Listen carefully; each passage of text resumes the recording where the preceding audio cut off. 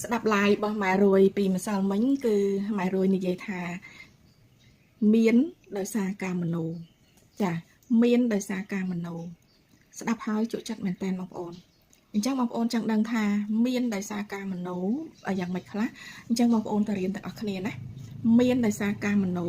គឺយើងមโนគឺយើងនឹកគិតណាបងប្អូនពាក្យថាមโนគឺនឹកគិតឲ្យឃើញជារូបភាព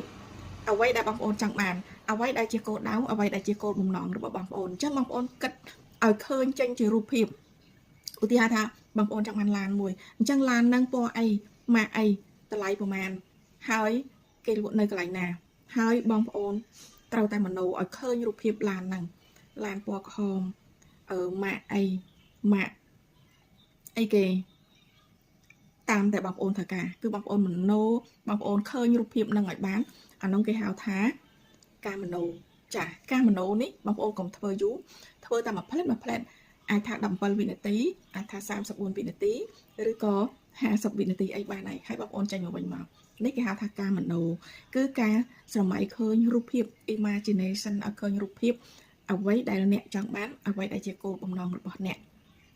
ហើយកុំឲ្យវែងពេកហើយកុំឲ្យមានអ្វីសែកចូលកុំឲ្យមានអ្វីជ្រៀត